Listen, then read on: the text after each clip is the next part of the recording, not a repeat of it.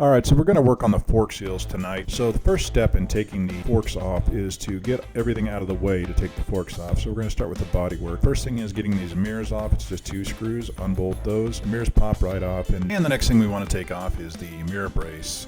Again, just 2 bolts.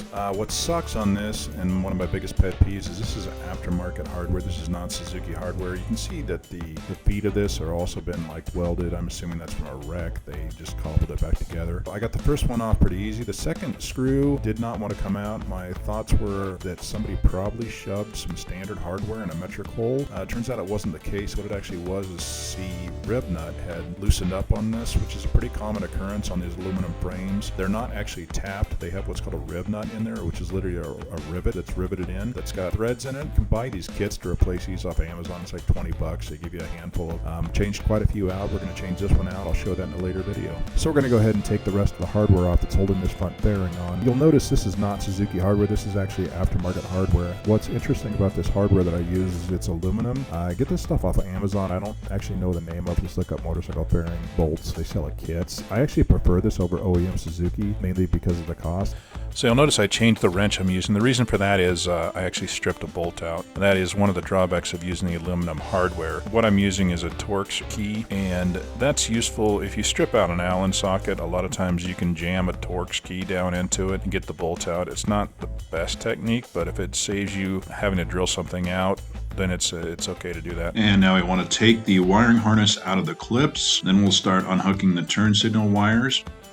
All right, we'll come around to the other side and do the same thing. Be careful when you're pulling the wire harness out that you don't damage any clips. You should be able to just bend them a little bit. When you take the turn signal wires off, make sure to hold both sides of the terminal so you don't just rip any wires out. Now that we've got the cowl off, we can flip it around and see exactly what kind of damage we're going to have to fix on this. So there's our cowl. Finally got it off. I'm seeing a few things that I don't like. For one, somebody put a nut on there, it looks like. And then I'm not sure what's going on there. There looks like there's a screw stuck down in there. Obviously, yeah, there's something that broke off. Somebody tried to put a screw on the other side. What looks like, yeah, some other interesting features here that don't really make a lot of sense what somebody was trying to accomplish. It looks like this thing, as I said, was wrecked, and so I'm guessing they just drilled these all the way through, thinking they would bolt the headlight on from the front, which is exactly what we see here. We've got extra bolt holes that line up with those. So I do applaud their attempt at mounting a headlight, not what I would do, and also make sure you don't just throw your fairings on the ground when you take them off. That's pretty important. So with that, we've got some work to figure out exactly how I'm gonna reattach this headlight to this fairing that I've probably just broken. So as you can see, the headlight gets pretty floppy when it's not mounted into the fairing. Also, you look right there, that would be our culprit. This guy is got a broken weld on that mount. So something we'll have to take a look at. I'll see if I can possibly weld that up here in the shop or look for a new bracket.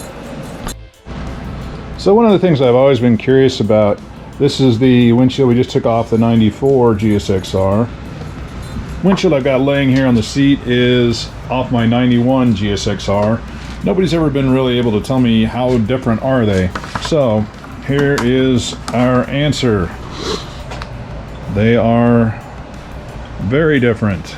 Wow. Not even close. So that answers my question, but something I was kind of noticed on the way by is if you look at a CBR 900 RR windshield, they're pretty damn similar. So I think Suzuki might have copied Honda, maybe, something like that. Anyway, just something interesting I noticed. Alright, so the next thing we're going to take off is our front fender.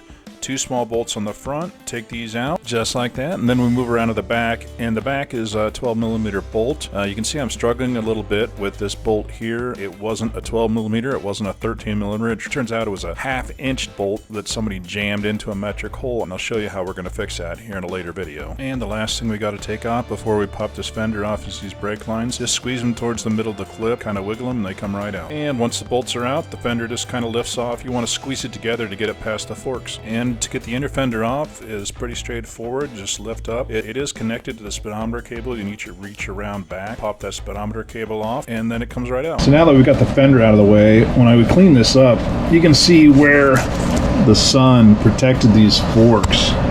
The inside of the fork where it was protected by the fender is a bright blue versus on the outside it's almost a purpley silver color.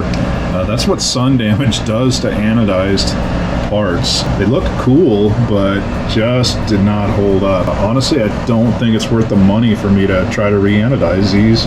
So they're just going to be a faded silvery blue color. So now I've got all the bodywork out of the way that I need to take off to get these forks off to do the fork seals. Still need to pull, obviously the brakes need to come off. We'll take a few more pieces off. I've got to get the bike suspended, so we'll take care of that. Get it jacked up, get it supported, and right now I got to take Moose out because he's pacing pretty heavy. That's all I got. Oh good, it's finally over.